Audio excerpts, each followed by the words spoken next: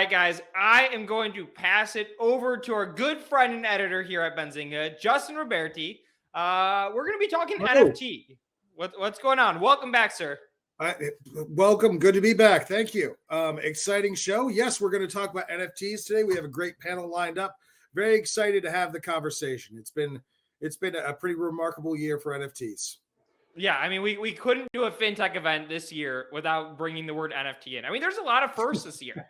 NFT is probably a first. I bet that we didn't have a ton of NFT content, if any at all, when we did this last year. Sure, I remember a couple of years ago. For most people, they were still somewhat novelties, and I certainly wouldn't. I myself wouldn't have predicted that they would compete with Bitcoin in terms of worldwide notoriety, even among the outside the crypto sphere.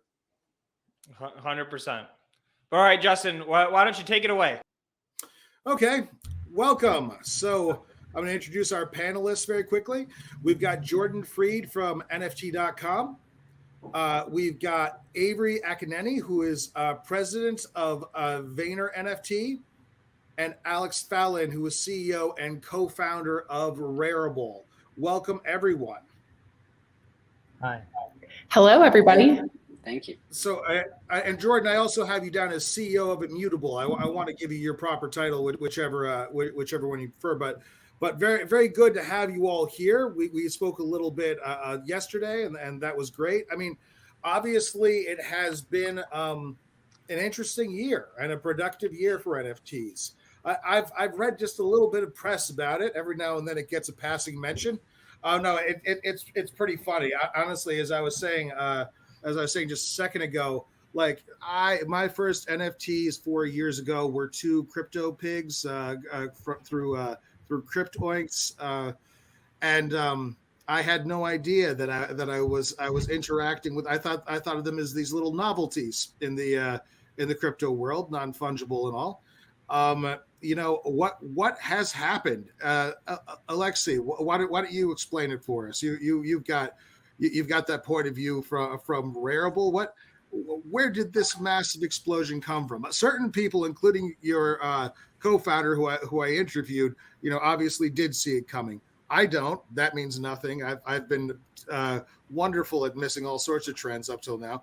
But what happened to not only get such attention, but get such mainstream attention? Mm-hmm.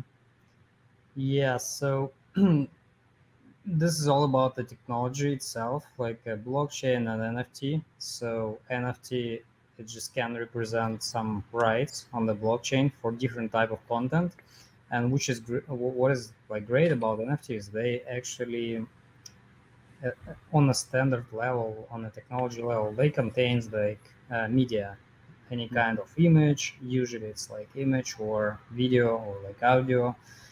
And for us, for Rarible, for me and my co-founder, it was pretty obvious that when you have some media, it's much more engaging for people to interact with, rather than just DeFi or like Bitcoin or other crypto, when you have just number.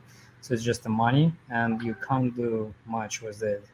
But if you have some visual, it's lots of different other use cases. And back then, when we founded Rarible, we just tried. So you never know what kind of use case will be popular. So we end up like launching this very broad open platform to everyone to like mint and experiment with NFTs. And then like crypto art emerged. It's just images, JPEGs on the blockchain. So people really this use case, and there is like different use cases, different levels of adoption. Like crypto art was big and still big. People just love to buy some good art, like beautiful, aesthetically beautiful things. After this, it was like first wave, like next wave. It's the big one is a PFP. That's profile pictures, 10K collections.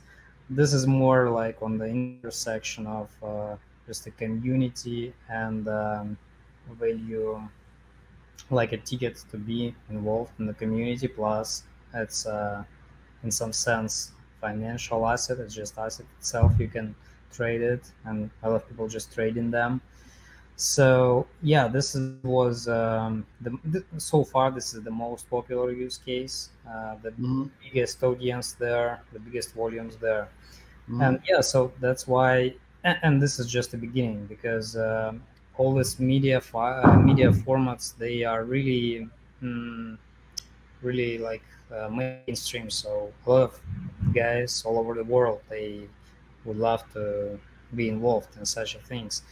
That's why, yeah, now we're seeing lots of huge IP holders, such as movies and like Marvel, Disney, all other guys, celebrities. They trying to move to the blockchain and launch their NFTs, and this is all like in the intersection of the crypto world and mainstream world.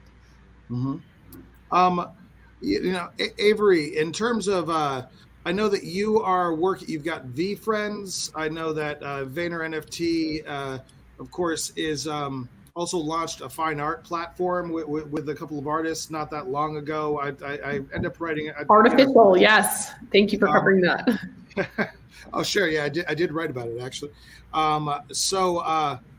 What do you see as the magic here? One thing that I have absolutely noticed, especially about the generative projects, is that, from in comparison to like, it seems like the inheritors of hype in this industry, like nobody is hyping better than generative and NFT projects right now. I don't mean that in a bad way. As a lifelong communicator, I think that's a wonderful thing to be able to hype your audience. But there's a lot of excitement going on right now on Discord servers and so forth. Where is all this wild enthusiasm coming from, and how do you play into that with Vfriends? You've been consistently a top 20 project for some time now, so I'd love to hear your perspective on that. Yeah, absolutely. So I think, where's the enthusiasm coming from? I think, Alexei did a great job sort of summarizing that this is coming from a bunch of different directions. It's art, it's sports, it's collectibles, it's community. And the community is still relatively small, but super active and super engaged. You just referenced Discord servers, which we know are going off 24/7. And I think we're starting to see more mainstream adoption driven heavily by people of influence. So, using Gary Vaynerchuk as an example, Gary's brought in quite a few people into the NFT space, people who are fans of his, who, wanted to engage and interact with Gary in a new way, and NFTs empowered that.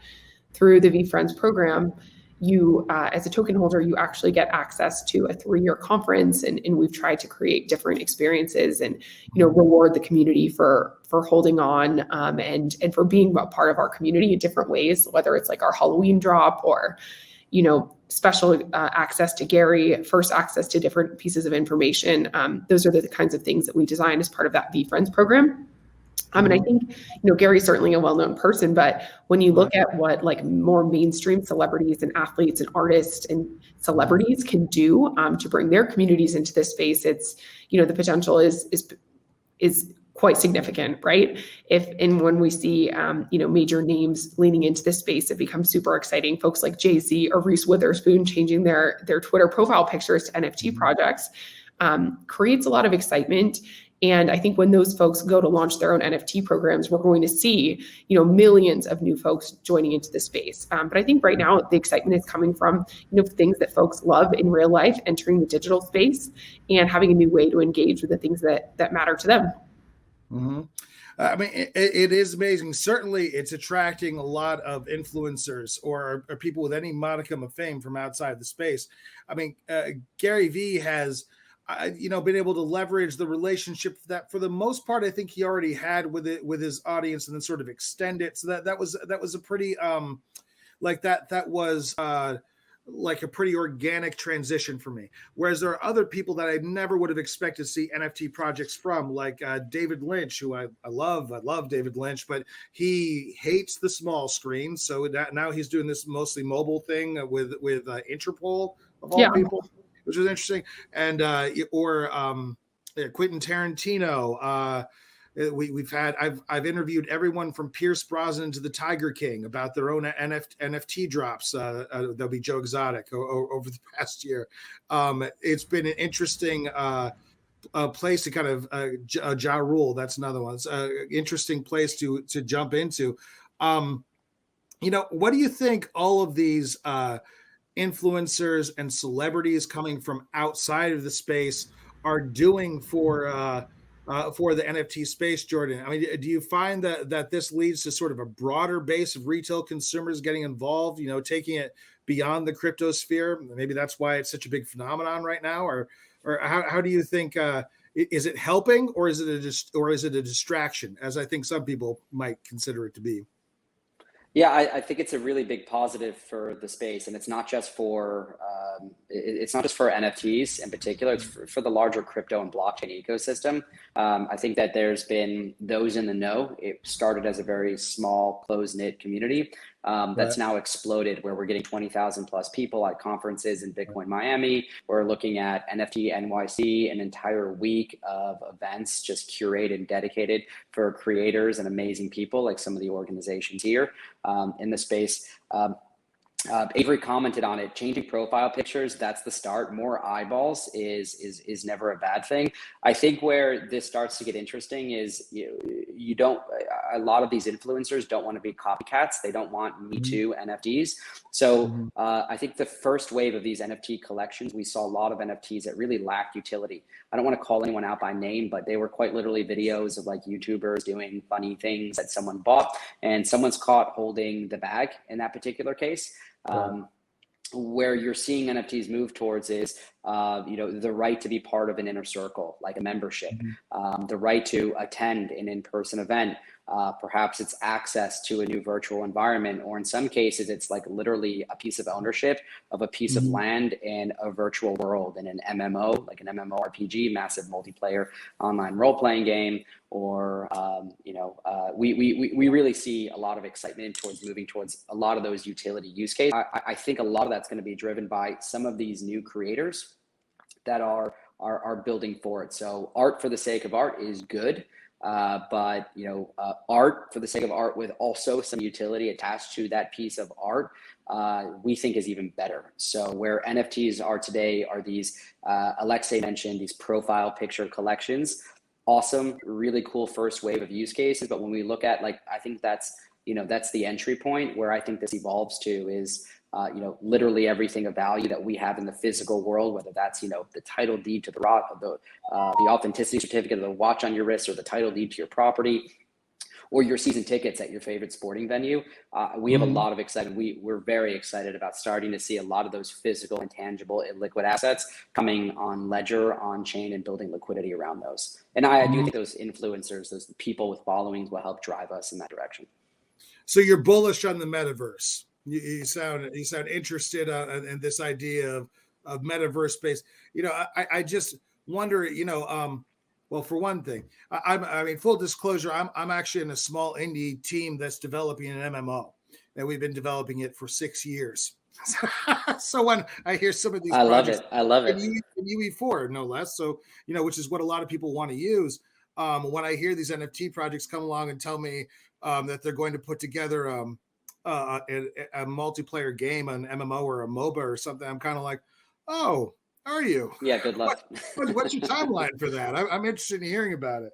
Not that it can't be done. Someone will figure it out for sure.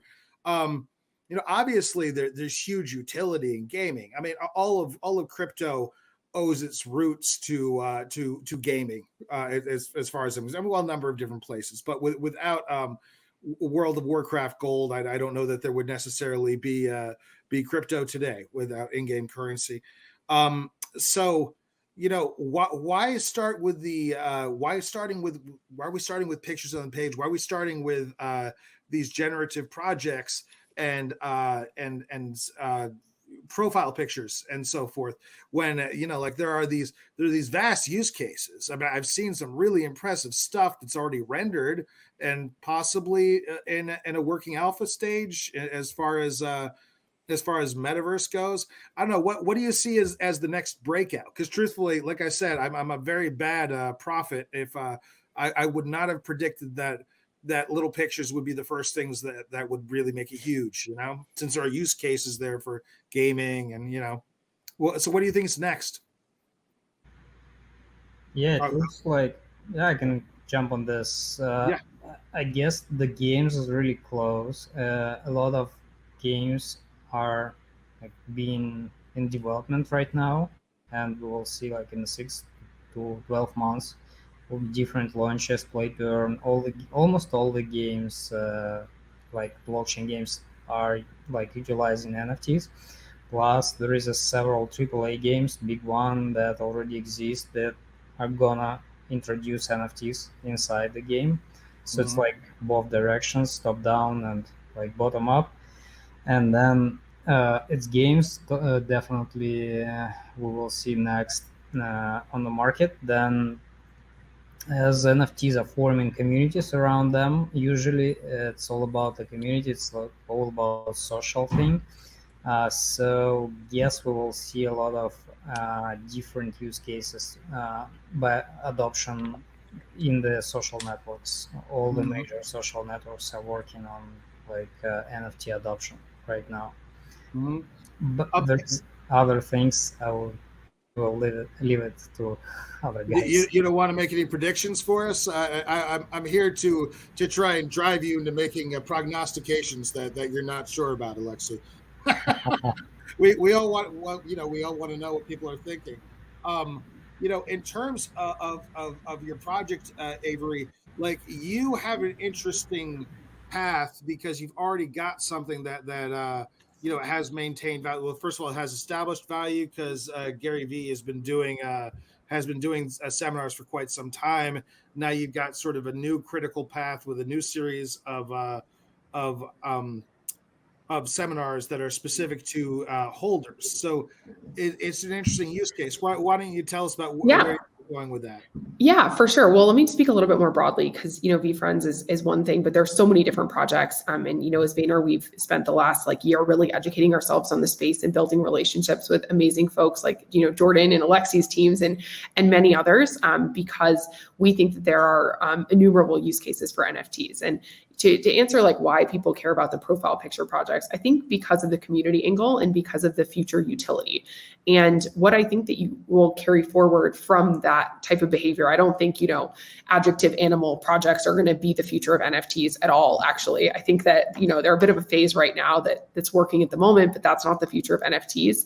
The future of NFTs are, providing utility and, engaging with consumers and connecting consumers and things they love in a new way, whether it's access to games, whether it's, first product drops, whether it's using this as your new CRM system. And I think that what you'll see is increasingly mainstream folks coming into the space. Jordan touched on the fact that,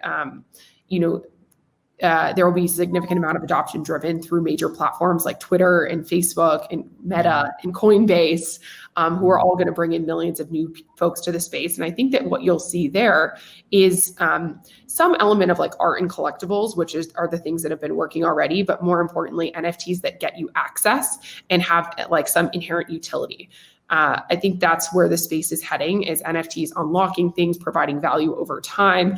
Yes, allowing access to communities and potentially even ways that those communities can interact and get fan club privileges, I think is going to be something that we see a lot of in the future as the space matures beyond just profile pic project, because you can only really have one profile picture anyway, and you can have, many, many NFTs in your wallets. Mm-hmm. Well, I think it's interesting. That's why I thought the driving towards seminars was interesting, because it's something that another part of your organization already has an established track record doing and absolutely doing well. And I think it could also be merch, right? It could be merchandise. If you look at what the Hundreds team has done, obviously they're an established streetwear brand and they've launched their NFT program and, have provided access to things like parties that they threw just last week in New York, merchandise, special, even food, those, chicken sandwich things, and I think they'll continue to deliver value to their community. I think they're probably one of the other leading kind of mainstream folks who have come into the space and launched something new. Very interesting. I've got a question coming up, about using Suku for NFTs. Let's broaden that out a little bit more and say, we'll go back to Jordan again. There have, of course, been a few fakes. To Avery's point, that have gotten a fair amount of press every time it happens. Buying a fake ape or something is disconcerting, to say the least. It's disconcerting for the whole industry. of course, blockchain is already meant to impart transparency and the reliability of an indelible record. In theory, these platform agnostic NFTs should already be fairly secure. How much do we need to tend to third-party verification, especially if, as Avery was alluding to, what we've got right now is functioning in a lot of ways like an art and collectibles market? Yeah, if you look at interesting, so I mean, kind of an extension to your previous question, the metaverse. We've already been spending an increasing amount of our times online. This wasn't an NFT per se, but if you saw the Gucci bag that sold for $4,000 in Roblox, literally not an NFT, which I think kind of kills the whole purpose. There's a centralized game maker, someone behind the platform. Who knows how many other Gucci bags like that can be created by them.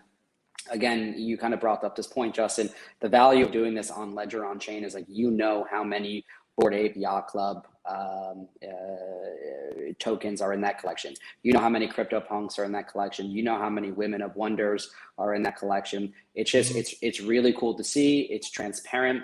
That's sort of the ethos of where we came from in crypto, right? Crypto is so reactionary to the 2008 financial crisis. All of a sudden, here's this thing called Bitcoin. There's never going to be more than 21 million of it. Let's run towards that direction. So that's kind of built into the tech, this whole implication of like, or this idea of scarcity. It's so opposite of what we have happening in the macro economy right now, the Fed having, one of the largest balance sheets in the world. So I think it's really important to be careful. First, to like answer your question with fakes, to kind of get to the consumer use, you can check the ledgers before you buy.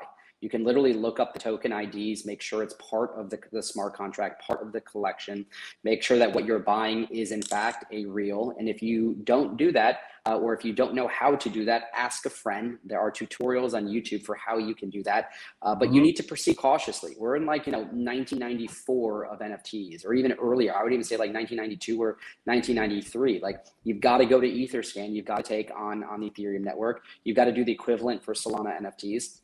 And buyer beware. Make sure you're buying something that's real and authentic. There's a lot of rip-off collections. But again, the value proposition of doing this on the ledger, doing this, and I think you'll see game makers move in that direction. Growing up playing MMOs like RuneScape, we actually would sell RuneScape gold points and create secondary markets, which was very frowned upon. In fact, I got sued as a 12-year-old for doing that. But I think, I share that story, and that game makers are moving towards allowing liquidity to form around these games. So like Second Life Game Maker literally got money transmission licenses in all 50 states and 3 territories to sell Linden dollars. They have the same licenses that Coinbase has, which is pretty incredible to like actually encourage USD MMO currency pairs. You've got the guys behind Forte, an amazing team. Kevin Cho, I believe is his name, and his team behind Forte, which is they're working on interoperability between games, basically providing that software development kit, that toolkit, where hopefully you'd be able to take a coin from one particular game to another. So it's not World of Warcraft gold versus RuneScape gold points, but it's like, it's maybe a unified currency that you can take across the board. But I think that where you can leverage a ledger, a globally decentralized public ledger, to be able to verify the authenticity, that's like the fundamental use case of where blockchain is going to help stomp out a lot of this fraud. It's super exciting. I'm excited about it. Who was in New York last week? A lot of people were in New York, at least if Twitter is to be believed. I don't know if any of you made the shows. I didn't, of course. I never get to go anywhere. But we missed you, Justin. What's that? I said we missed you. It was a glory of NFT activity for sure. Next year I'll have to travel. My dog misses me, so I don't want to leave her behind. I'll bring her with me. There was something pretty sobering on Friday for those who were looking for it. The announcement by the IRS was a very unfriendly announcement to how most users are experiencing and using their NFTs. To wit, they said that holding NFTs, purchasing NFTs, up to, once you cross the $10,000 in value threshold, it's to be treated like receiving money. So you create a taxable event simply by holding your a Bored Ape Yacht Club ape, or by holding your Sticky Vampire Syndicate vampire. This it seems to be a cause for certainly a lot of distress among the most vocal supporters out there. Is this going to have, or has it had a negative impact on retail consumers? Because obviously, like being hit for a purchase, having to pay out $2,500 for a $10,000 purchase. That's I mean, at the time of purchase, that's a lot. That's not a comfortable position for most people. Who would like to take that? It looks like you have something to say, Avery. I was just going to say, never financial advice. So we always, kind of caveat that. No, I think that what you're talking about in terms of financial regulation is something that is not completely confirmed at this point. So from the VaynerNFT side, we don't have like an official POV on that yet. Mm-hmm. What do you think, Alexei? Yeah, I think we should wait a little bit and see what is the exact regulations will look like. Definitely there is like some limitations, and it will a little bit cool down the market. So yeah, let's see what will happen. Yeah, Okay. I'll take a bit more of a contrarian viewpoint on this one. I personally, we welcome compliance and regulation coming into the space. When you look at anti-money laundering concerns, how do you stop someone from literally sending an NFT worth $100,000 in secondary retail value and laundering money with it? So it's not a surprise that they're looking at concerns around it. We've got amazing tools around ledgers today. There's companies like Chainalysis that'll actually, work with the IRS and work with governments to figure out what's happening on. And I've got no exposure to that, so I'm not pumping a bag here. I'm not an investor. I just think it's a really cool way for governments to have insight into what's happening on these ledgers. We've known for a while that the IRS is running nodes on some of the biggest layer 1 protocols out there. It shouldn't be a surprise that they're savvy here. They're monitoring this space. Art is taxed. I think they have to get this right. I would ask that this be treated like art, where it is art, where it's utility. It should be treated like a utility. So there's more work to be done, but the burden's on all of us in the ecosystem. VaynerNFT, Rarible, Immutable Holdings, we all have to get together and pool resources and lobby and make sure that the voice is heard for the ecosystem. We don't want to hinder tech innovation in this country. There's such an incredible opportunity for the US to really step up and become the home for so much progressive entrepreneurial activity to be happening, especially with so many other countries out there getting it wrong. So I see this as an opportunity. More compliance is going to mean more trusted ledgers. That means institutional capital will come in. That means funds, NFT funds, which are already being stood up. More asset managers will come and speculate around the space like they already do in traditional art and art collectors. Right. So we shouldn't be afraid of it. We just should be proactively working with regulators to make sure that they get it right. Perfect. Well, thank you very much, everyone. I honestly wish we had another half an hour. This is a great panel. Thank you so much. It's been an honor to speak with all of you. Very knowledgeable group of people. Thank you, everyone, for joining us. I think I'm being told that we are out of time, but thank you very much, everyone. And I hope you come on again and speak to us at one of our shows. Thank you very much. Everyone have a great day.